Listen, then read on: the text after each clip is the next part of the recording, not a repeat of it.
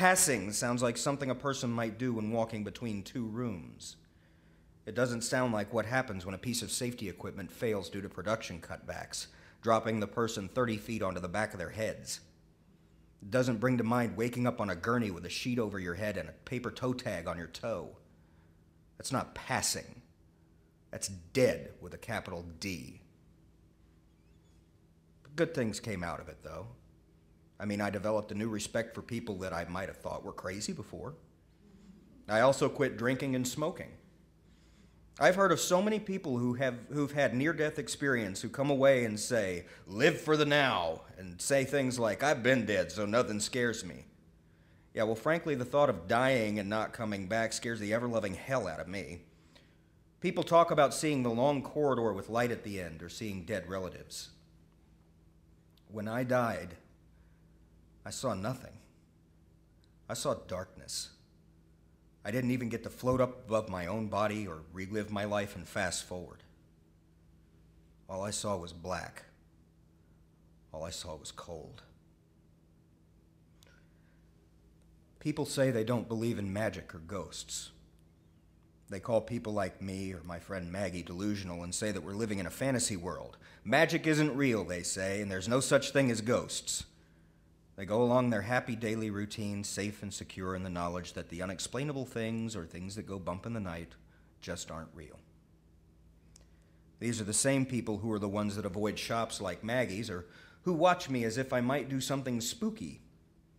And they're also the first ones to turn around and scream and run if so much as an odd noise is heard in an old, dark, creepy house.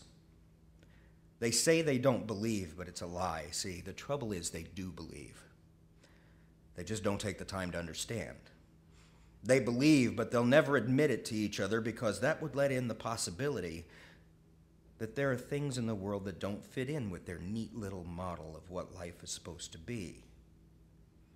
In the light of day, it's easy to say there's no such thing as ghosts or possession or haunted houses. But in the dead of night, tucked in bed, hiding beneath blankets, while the sound of footsteps cross the floor and the sounds of breathing come from under the bed, everyone believes. So that's the first part of Vermin, book 1 of the Stanley Cooper Chronicles.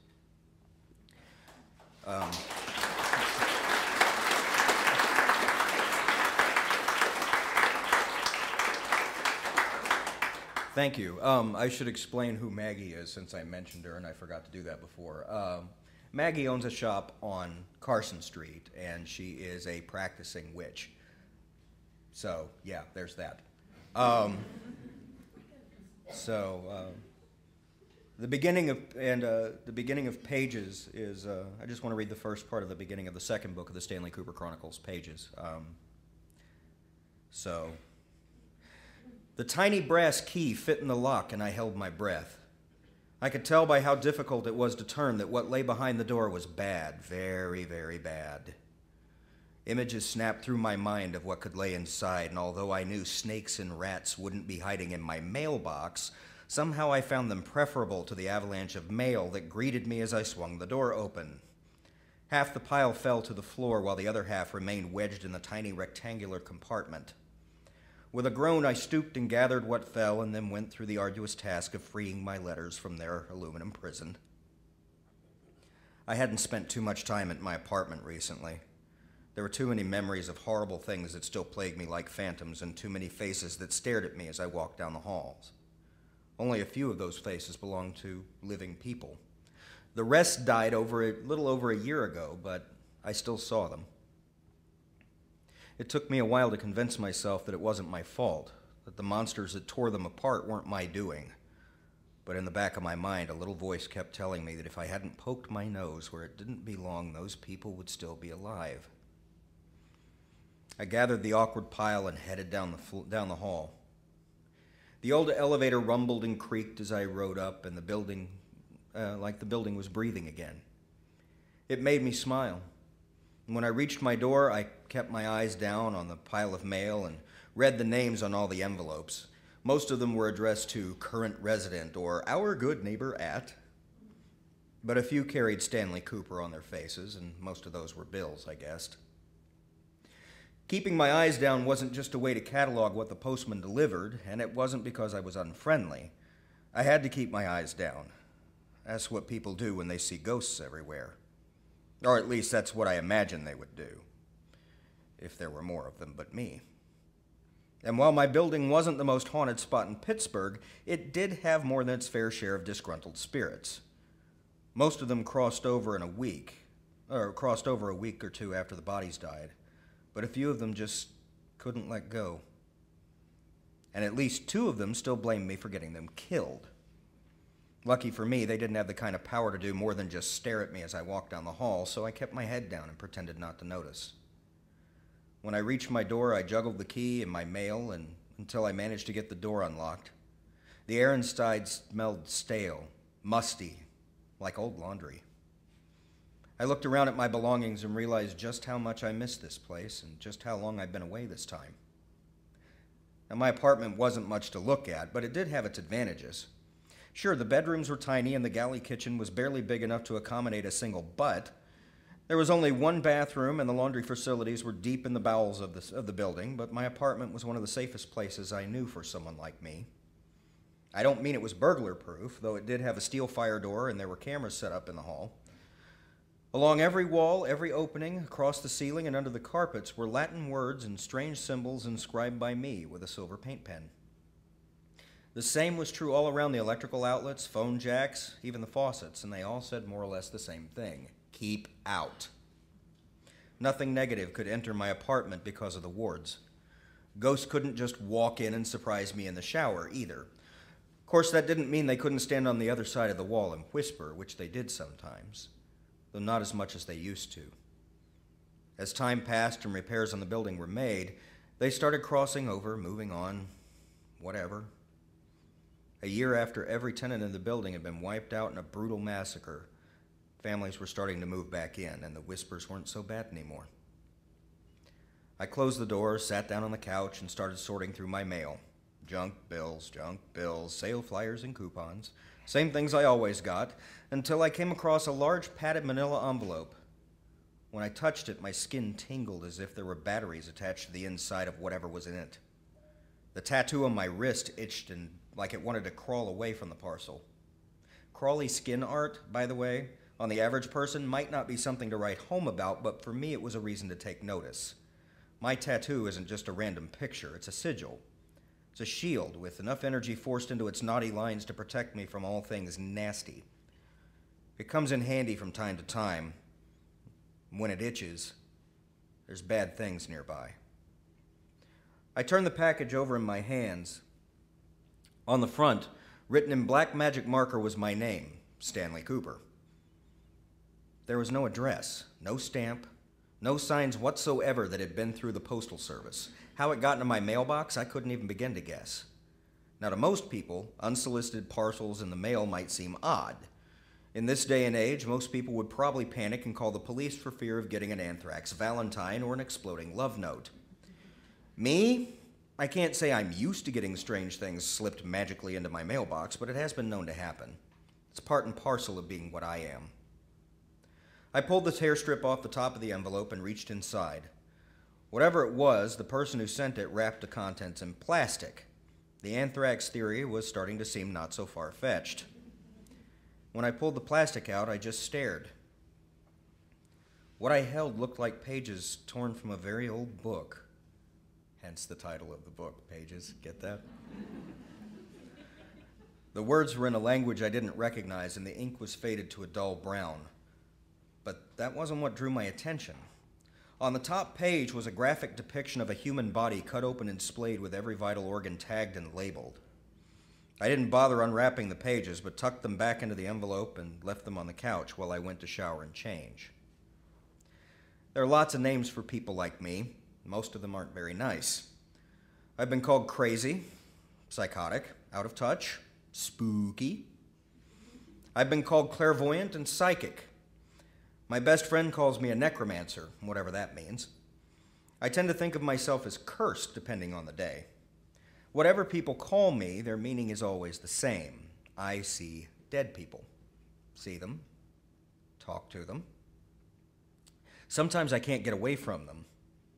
I can also see the energy that surrounds all living things, auras, some people call them.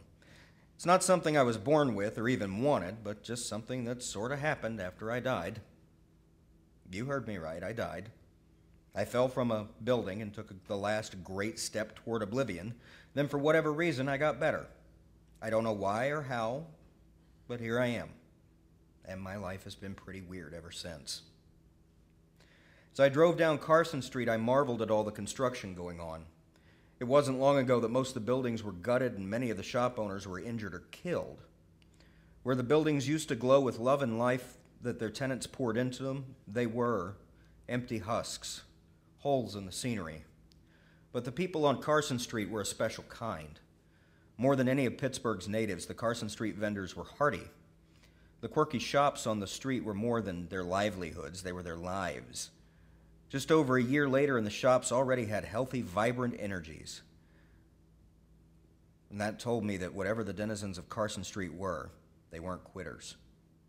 After so much destruction, seeing the area not just come back to life, but thrive, made me smile. I turned a corner and pulled around the back of one of the buildings until I came to a large red sign that said, "Employees and brooms only. Violators will be towed." Ribbit.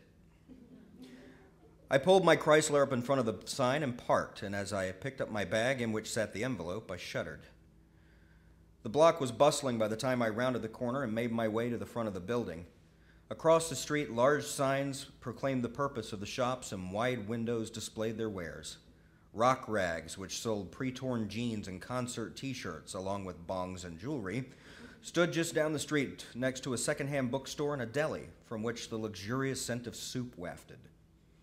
Next door was a 3-story shop that sold nothing but vintage toys, some of which from before I was born. But the shop I headed to had no sign. The windows in front were so dark that most people didn't realize they were there.